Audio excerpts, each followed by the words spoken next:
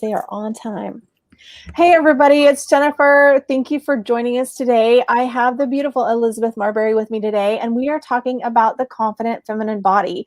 And you guys, I am just so excited about this. We had a conversation earlier. As always, you can get all of the good details about her in the comments or in the video information. Like if you're on YouTube, look underneath, everything's there. If you're on Facebook, it's all in the post. So all of the information on how to find her and where to get her free offer is easily accessible for you. But that being said, Elizabeth, just really quickly give us a brief introduction, and then let's just dive into the conversation, because every time I've talked to you, it's been amazing, and I just can't even wait to see what's going to come up today. Yeah. Well, Jennifer, thank you so much for having me. I'm Elizabeth Marberry. I am the founder of our 12-week Confident Feminine Body program, where I help women to own their self-worth, free their voice, and love the sexy skin they're in. And when we talk about our confident feminine body, when I say body, yes, it's the physical body, but it's also the mental, emotional, spiritual bodies, and really getting in touch with all the deeper layers of who we are. I love that you say the entire body, right? Because whenever I talk with my clients, I talk about all of the pillars that we have to embrace to get the wholeness of who we are. And that's physical, mental, emotional, spiritual, and galactic. And I feel like all of those encompass the body. So tell me a little bit more about confident feminine body, and how did you come into the work that you're doing? Because the one thing that I know for certain is that my guides have been saying we all have to start going into what our heart is calling us to.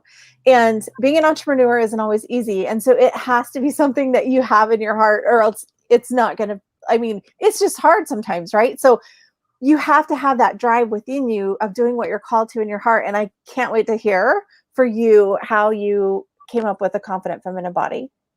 Yeah, it's funny. The universe took me on a very long, windy road to become a body confidence coach. But I grew up as a dancer, and I competed in dance as a little girl. I was obsessed with dance. And so from a really young age, I was like constantly in front of the mirror, comparing my body to other bodies, wishing my body was different or smaller or stronger or more flexible. And in high school, I started to develop a disordered eating, where it was very subtle in the beginning, where I was just sort of, counting my calories and just being very aware of, oh my gosh, my weight's going up. Or I started to kind of have a weird relationship with fitness, where I would feel like, okay, I just ate a big thing. Now I need to go run a few miles on the treadmill to balance it out. And then I went to college in New York City for dance, and I studied dance. And it was there that the disordered eating really peaked, and I struggled with binge eating disorder. So what happened is I would always eat. Like, I was never a person that like totally restricted and didn't eat. I would always eat, but there was so much guilt I had around the food I was eating. And I had a lot of mental, physical restriction, and just sort of like, I can't eat this, or I shouldn't eat this, or, kind of always trying to balance out the scales. And so at night, what would happen is, after I was trying to control and be like a good girl all day with my food, I would just binge, and I would, start with maybe having like a cookie or two, and then I would just eat the whole bag and be like, screw it. And then I'd go and eat other things. And it was really, really painful, because at that time I hated my body. I just felt so at war with myself. And I was just striving for this thin ideal that just felt impossible. And at that time too, I was really struggling with constantly needing external validation of my worth. So I remember, going out to the clubs, going dancing, and if I got a lot of male attention, I felt really good about myself. And then if I didn't, I felt really bad about myself. And I started, that's just one example. But so it was a painful process. So there was a couple turning points. One, I lost my father when I was in college. It was very tragic. And it was kind of like a turning point for me because I felt like the universe had kind of given me this permission slip that like his death was so tragic that that could just be my excuse forever as to like why life didn't work out so well for me. You know, this was like 20 something Elizabeth. That was kind of my thinking. And it was this cold day in January where I realized, Elizabeth, you have a choice right now. You can move back to Colorado, give up on your dream of being a professional dancer. Clearly, you know, this is causing disordered eating. You don't like yourself, all these things. Or you can choose life, and you can choose to take this one precious life and go live it and dive into recovery and healing yourself. So I did a lot of work on myself.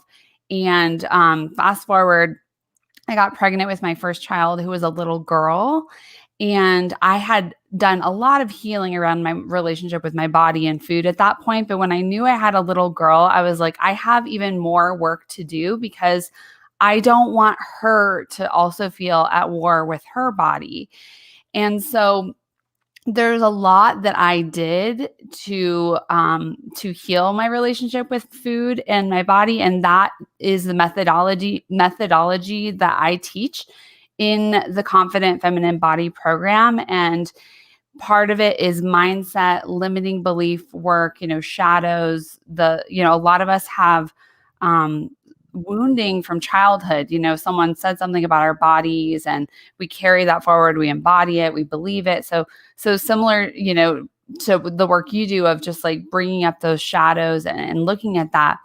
And then we also do intuitive eating.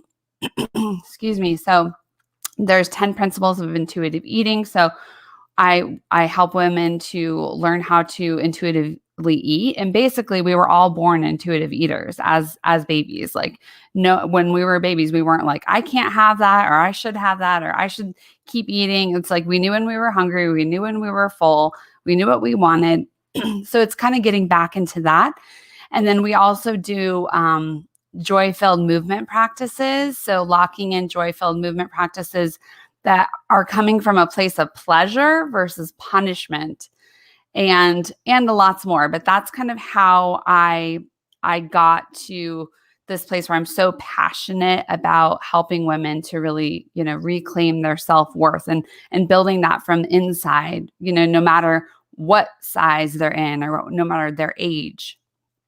So I think there's so many women that could agree with either all of what you said or a lot of what you said.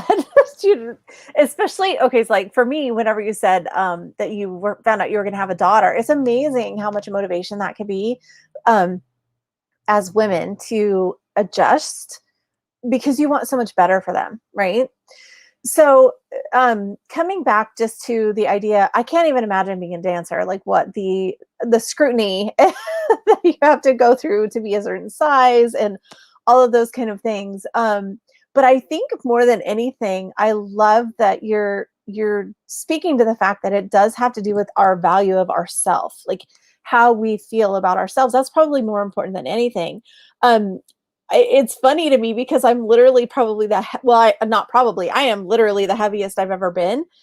But also I'm more confident than I ever was when I was little. You know, I was skinny. I was tall and skinny all the time. And it doesn't have anything to do with the physical vessel that I'm in. It's just that now I accept myself on different level because of all of the things like you're talking about with the shadow work, where we're not wanting to look at the places we've been hurt, or we're not wanting to look at the ideas that we've been told, or there's just so my mind is going in so many directions in this conversation. Yeah. And I want to just add to that too. Like, you're so not alone in terms of, like, first of all, I applaud you for, yeah, your body. We can't look at a person's body and know how they feel about themselves. We can't look at a person's body and know if they have a mental health disorder or if they have an eating disorder. So it's interesting, right before we popped on this interview, I was writing a piece about, you know, a lot of times in our health and wellness world, we see like weight loss before and after pictures. And I have issue with it because to me, it glorifies thinness. And it's like, this is our thin ideal and this is what looks healthy. And the reality is, the truth is that you cannot look at a person and know if they are healthy. You can't, Mhm. because health is not one dimensional. It's not, we can't fit health into this little box, right? And so, yeah, it's like coming back to who are, how do you feel about who you are as a person? Because I've heard so many women say, Elizabeth, I did it. I lost 45 pounds. And guess what? I still hate my body. I still don't like who I am. And it's like, that's because your body isn't the problem. The problem is Yeah. that we got to get connected to our beings. And that's where it's kind of fun to think about the spiritual, like we're spiritual beings having a human experience. It's like, we have to get connected with that. And you are so confident, Jennifer. And it's like, and you are beautiful, and confidence is beautiful, right? Right. Confidence is, so I would love for us to move like as a culture into a place where we're not worshiping thinness, because not only does that make us all feel bad about ourselves, no matter how what size our bodies are, but it's also, there's so much weight stigma, so if you are in a larger body, you're discriminated against in our society, and people assume you're lazy, they assume you eat the wrong foods, right? Or So the opposite. There, I know a couple of my really good girlfriends are just skinny, and they cannot eat enough to even gain a pound. And that is due to their health. It doesn't have any, again, it's coming back to looking at everything from the whole perspective, right? And I had to giggle when you said I'm confident, because it's so funny that it comes across that way. Don't let this kind of stuff fool you, that every woman, I don't care how good she looks on social media, we've always got moments where we're like, you have that insecurity. I think that's part of being human, and especially women. But also, like, don't get down on yourself by the appearance of what others look like, because I am confident, especially about stuff like this. Like, I'm not worried about talking in front of people. It's just comes naturally to me. But I'm not going to say that when I first put on this weight, I wasn't like, what is happening? And I didn't like it, and I fought against it. And I thought, wait a minute, if this was a client, I wouldn't be saying fight against. I would say release the fight, right? When our bodies aren't working the way that we want them to work, right? So this is autoimmune, this is health, this is weight, this is everything. You've got to look at it from a whole perspective. Is your blood work good? Is your emotions good? Are you depressed? Do you need to move? Like, look at all of it instead of just one piece of it. And it is amazing how much of it is so much around weight. Do you work yeah, with a and lot of women with there's weight?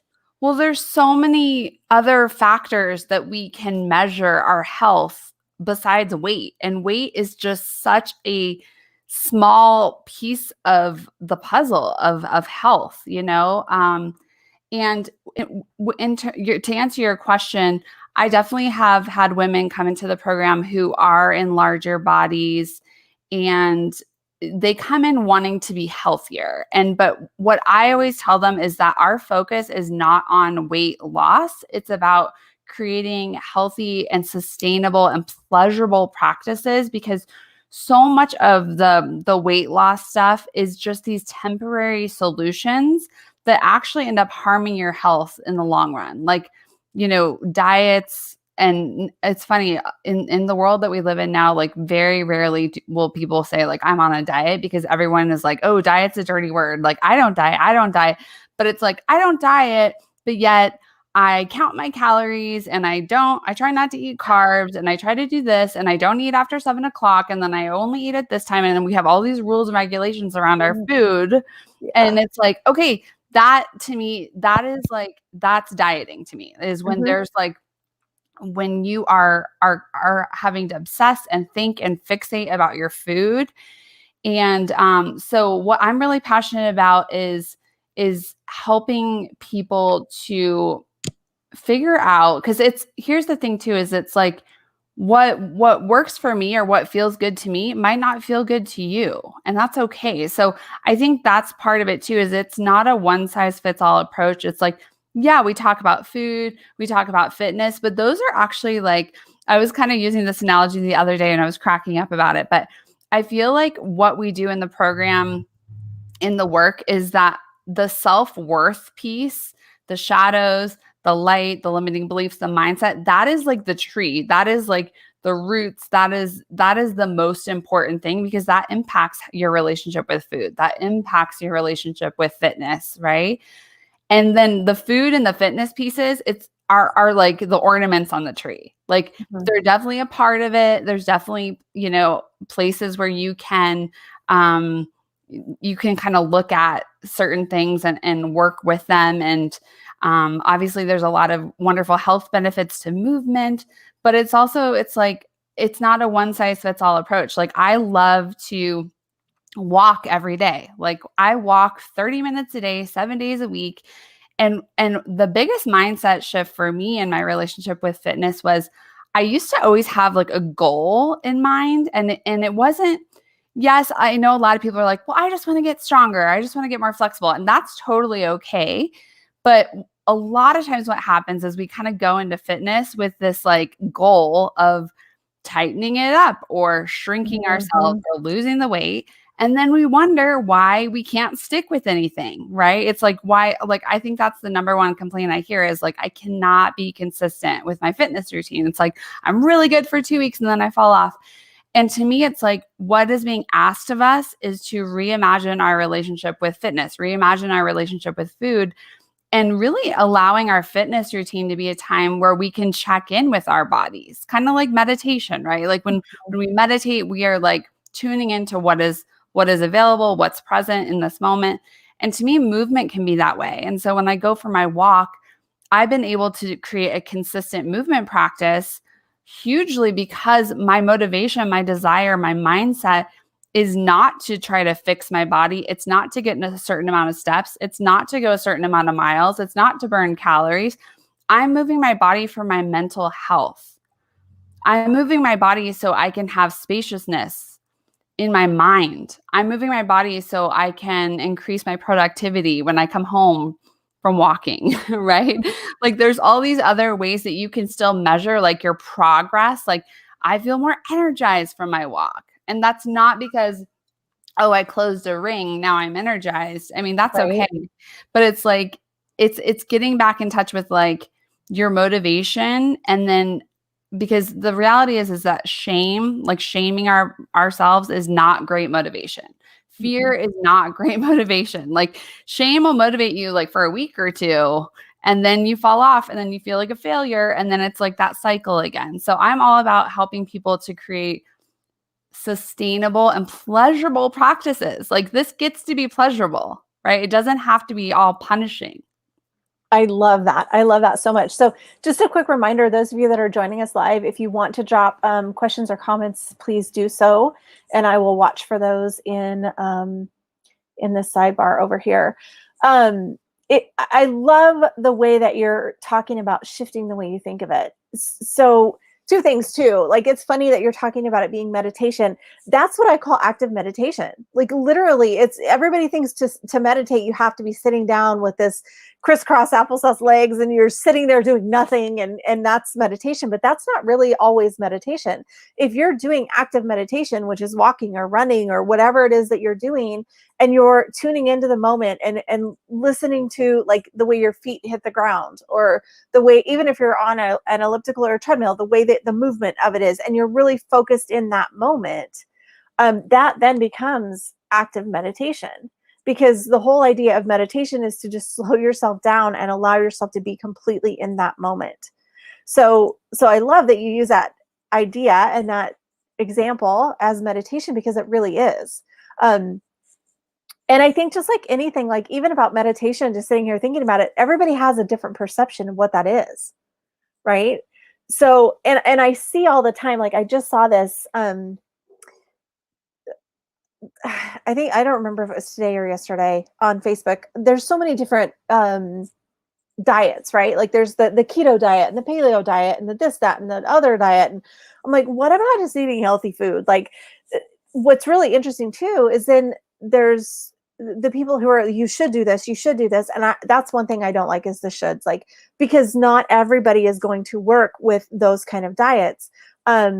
I tried keto and it didn't work very well for me. And what's funny is with all of this that's going on in my body, I'm just going to be totally apparent. Like, I don't know what's going on in this body. I've had my blood work done. I've had everything looked at, all the things that we thought might be I'm like, I think it's just the age and the stage of the feminine stage that I'm I in. was You know gonna what I say, mean? like, can we pause for a second? As we age as women, our bodies are going to change, but yet Yeah. we are sold this bill of goods that we need to freeze our bodies in time. They're not allowed to. They're not allowed to age. We're not allowed to get wrinkles. We're not allowed to get gray hair. We're not allowed to gain weight. It's just like, what the heck? Yeah. Yeah. And what's interesting too is I actually went so far as to do a friend of mine has a company and they did like a DNA thing. And it's so funny because I've been told so many different things about what I should and shouldn't do, right? Because as an intuitive or as the woo-woo person, there's a lot of people who are like, "Oh, you can't drink caffeine and you can't have coffee." And I'm like, if it's going to make me more clear to not drink coffee, like God only knows what's going to come through this because I already get really weird channel down messages and downloads and whatever. But what's funny is my DNA shows that I don't react to caffeine like a regular person. Like it said What? that. Yes, Really? it said that in my DNA report. And then I have also known my entire life the way that I feel the best is to eat small portions and I eat every 2 to 3 hours, like just a little snack. And I always do a little bit of a carb and a little bit of protein. And I've heard people go, "You eat so many carbs." And I'm like, it just works.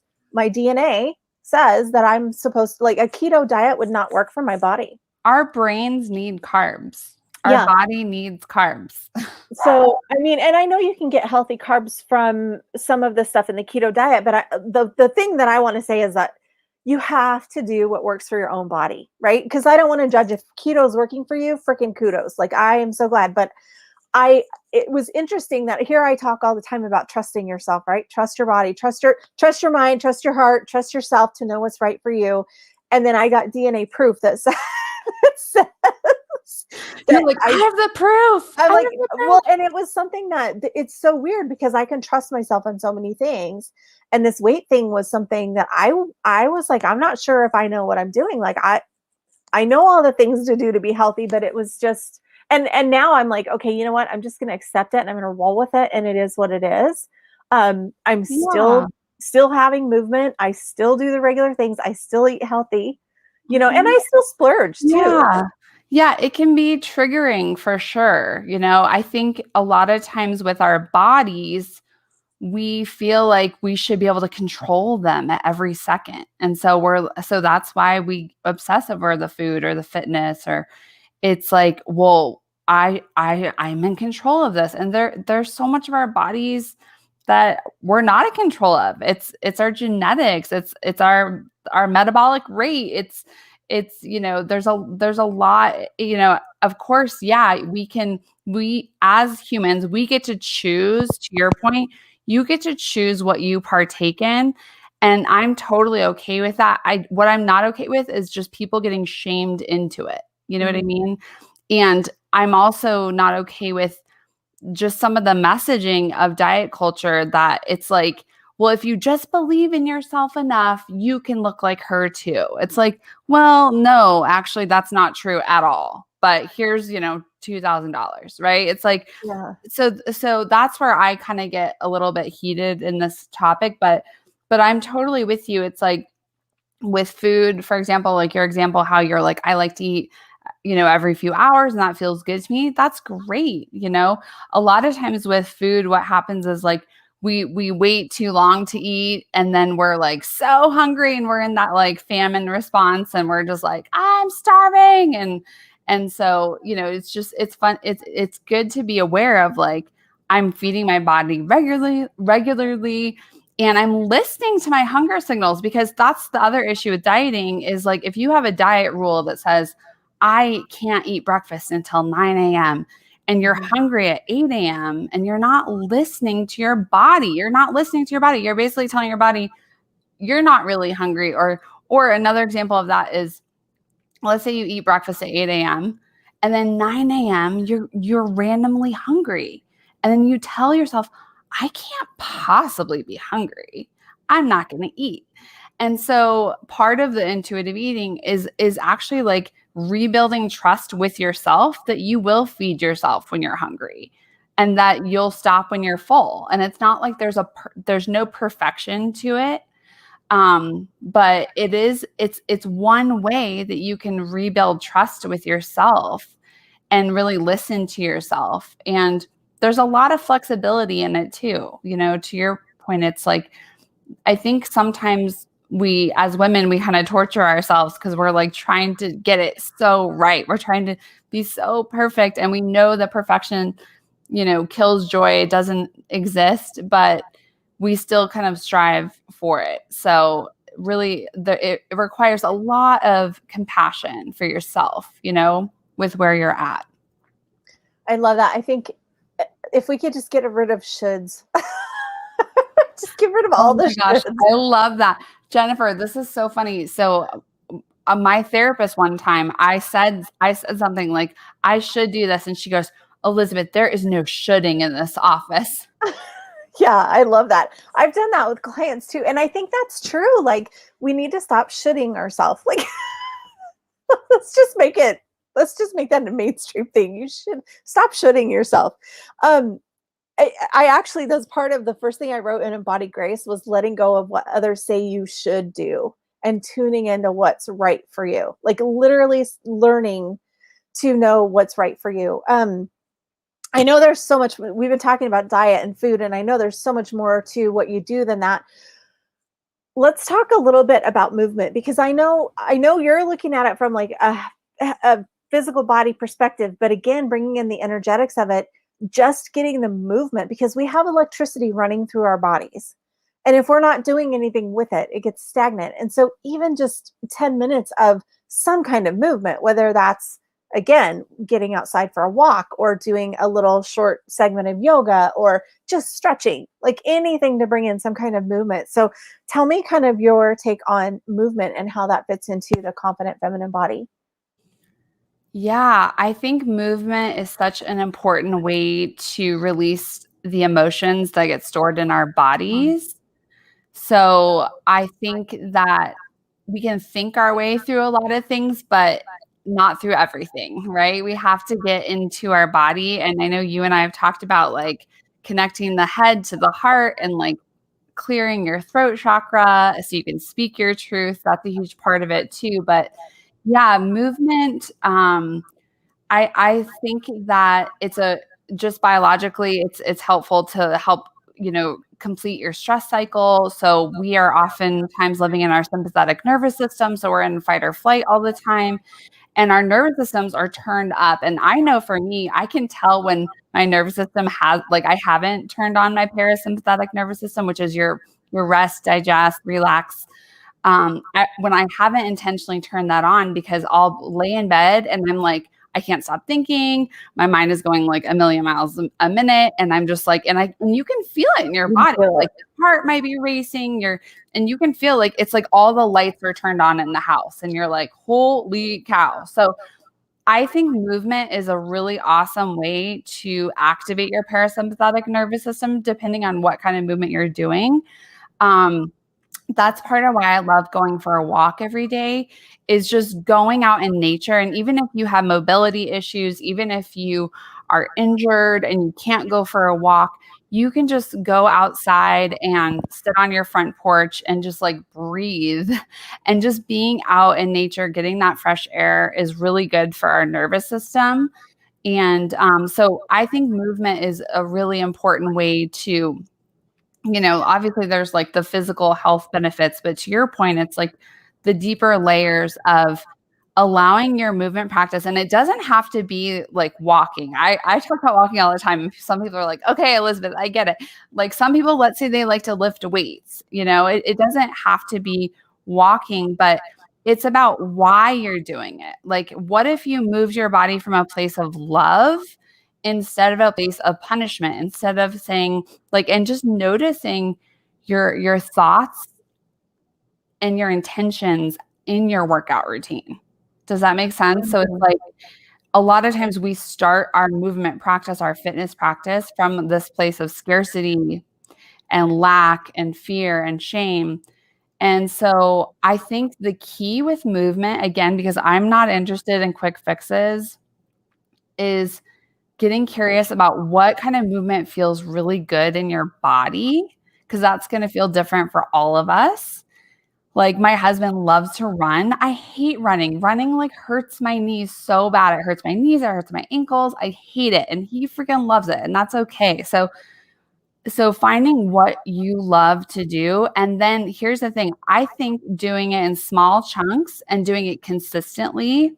So I would like for me, just walking every day, it seems so simple, but I think the power in it comes because it's a ritual. It's something that I do every single day, rain or shine. And I think the magic comes in the consistency, and in order to do something consistently, it has to bring you some pleasure, right? It can't just this whole like no pain, no gain mentality around exercise is very flawed in my opinion. Because again, it's kind of like playing that short-term game of like, well, I have to fit in a dress in a month, so I'm just gonna berate myself for a month. And then, you fit in the dress, the event's over, and then you go back to the way you were before, and then you feel really bad about yourself. And I'm like, no, we don't have to live in that way. We can create a life that is serving us all the time, not just so we can fit into a dress in a month. Right. So when you were talking about that, one of the things that I and I didn't even realize like that I did this, but thinking about it consciously with this conversation, whenever I go to the gym, I actually will check in with my body and say, what are we doing today? Like, what's going to be in my highest and best interest today? Do I get on the treadmill? Do I get on the elliptical? Do I go to the row machine? Do I lift weights? Like, what is going to benefit me today? And sometimes it's hardcore 10 minutes, go, you know what I mean? Get on the elliptical and just go. Sometimes it's 30 minutes at a slow pace, right? And sometimes it's wait, like I think when you can tune into your body and just be, what am I feeling today? What's going to benefit me today? And some days it's not going to the gym. Some days it's living room yoga, right? Like sometimes it's, Yes.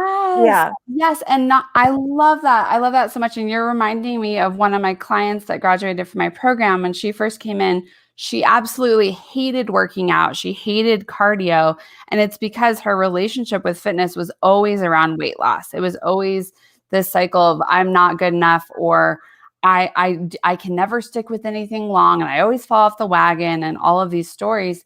And so we worked together really hard on really examining how she was relating to her exercise and her thoughts. And she was absolutely, her inner critic was running the show. She was definitely living from a place of should.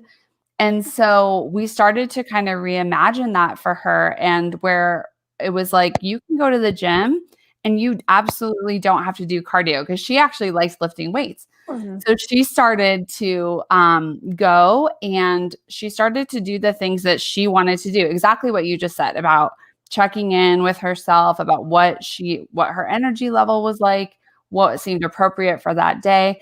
And what was crazy is that she got to a point, well, first of all, she created a consistent movement practice, which she had never been able to do in the past.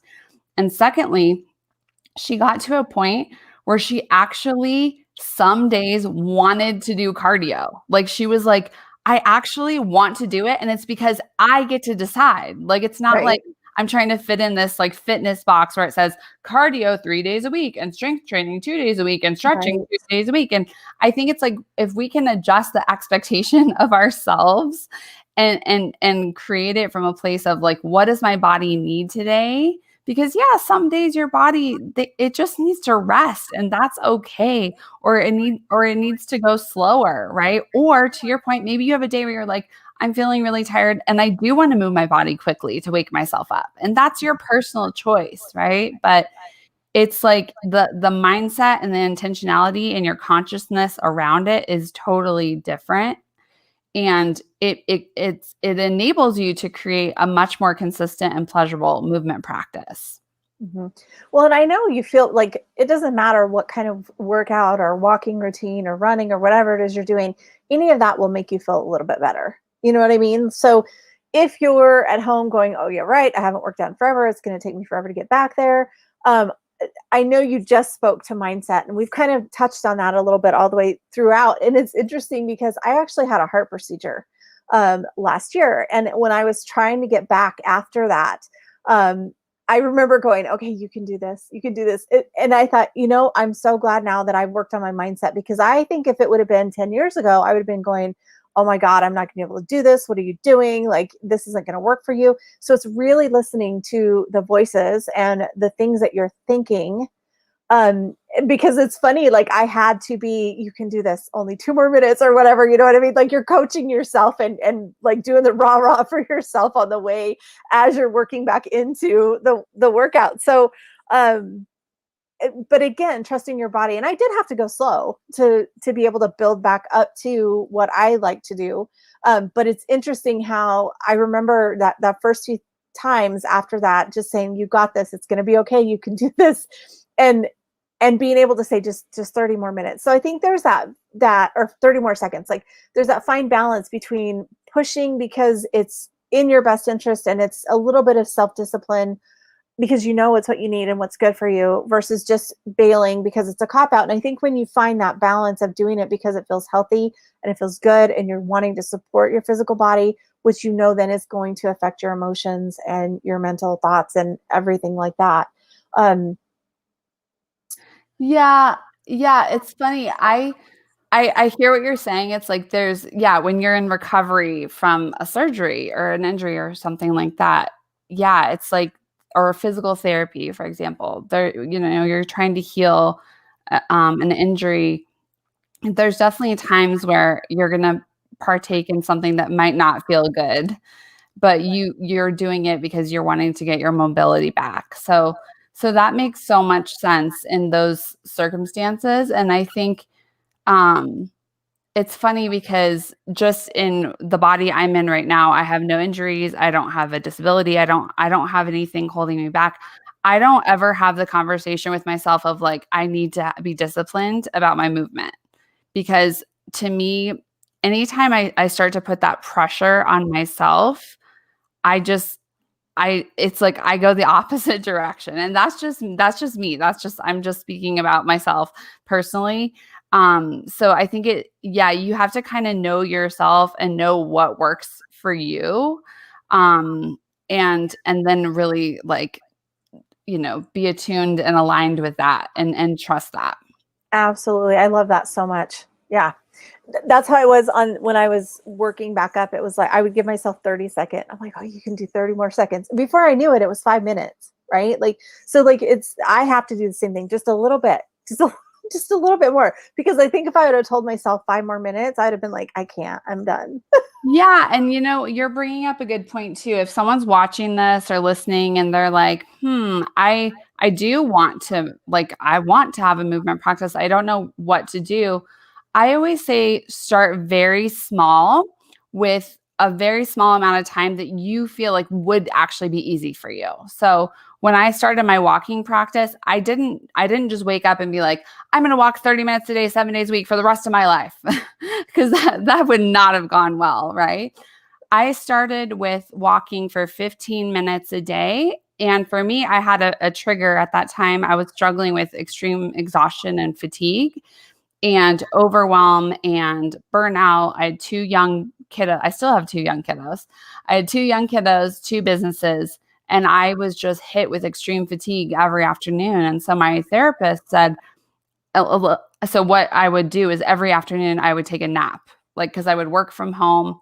But it wasn't like a luxurious like self-care nap. It was like something's really wrong with me. Like I'd lay down in like a bright room and just immediately pass out, and I would wake up and I'd feel horrible. And it was not a great place to be in.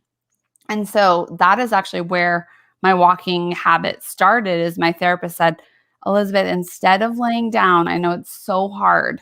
Can you walk down the stairs, lace up your sneakers, and just go outside and walk for 15 minutes? And I can tell you those first few weeks, it was exceptionally hard. And I'm a professional dancer. I'm a yoga teacher. I'm a movement person. Okay. So if you're hearing this and you're like, oh my gosh, this is hard for me, you're not alone. You are so not alone.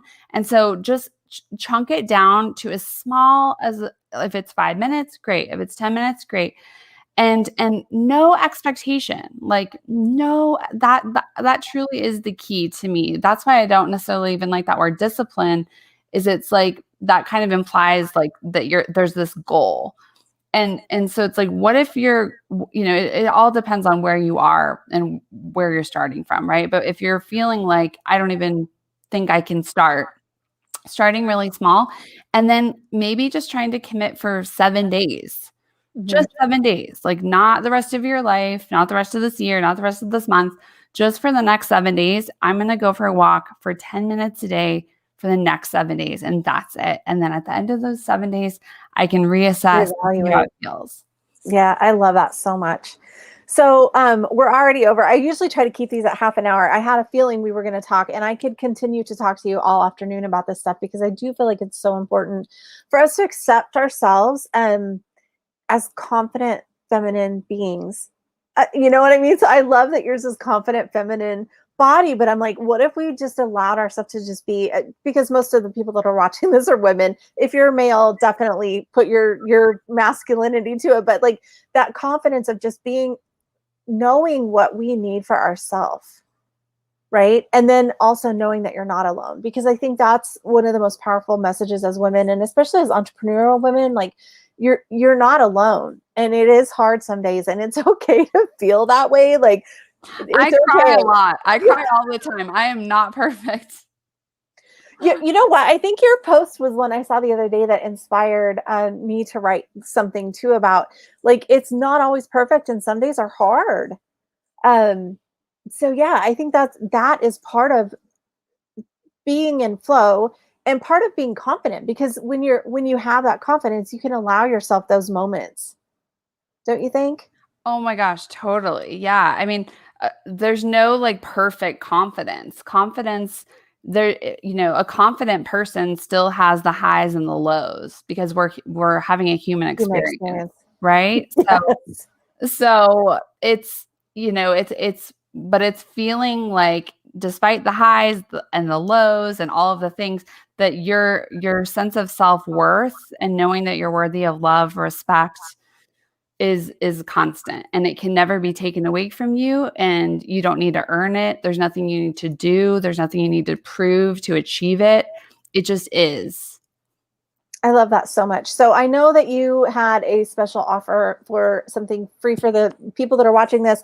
If you're watching the replay, no worries. I know there's a few people that came on and off watching the live. Drop questions if you have them. We'll make sure to get back to you. But tell them, I know that you had a free offer, and I want to make sure that everybody has a chance to hear about it. So yeah, absolutely. Thank you. So if you are interested in the confident feminine body, if you're interested in learning more about mentoring with me in that program, you can book a free body confidence breakthrough session. And you do that by going to talktoelizabeth.com. I think it's like so cheesy, but I love it. Talktoelizabeth.com. I do a happy dance. And what we would do is we'll just hop on a call, and you can share with me, your history and what you're currently struggling with. And if I feel like I'm the right person to help you, then I can share with you more about the Confident Feminine Body program. And so I have a few of those slots open if anyone is wanting to talk. perfect. And I know you have a podcast. Yes. Yeah, yes, and a Facebook group and all of those things. Oh my gosh. Yeah, all of those links are available with the information for this video. But I love podcasts. That's one of the things that I love. So if you guys are watching this and you're a podcast person like me, go and subscribe to it, get it on your phone so that it's easy and handy. And thank you, Elizabeth, so much for coming on. Like I said, I know we could probably talk all afternoon about these things, because we resonate with so much of what we've both experienced and what we've been through. And I just appreciate you so much. And I'm so grateful that you were my guest today. And thank you, Jennifer. You are so wonderful. Yes, go listen to the podcast. It's called Confident Feminine Body Podcast, because Jennifer is going to be on my podcast soon. We did an interview, so you can listen to that interview as well. That's going to be out in the next couple of weeks. So I can't wait. It's so great. It's so great. Like, our conversations are so good. I'm always like, oh, we can keep talking forever. So thank you so much for being a guest today, and we will see everybody soon. Bye. Bye.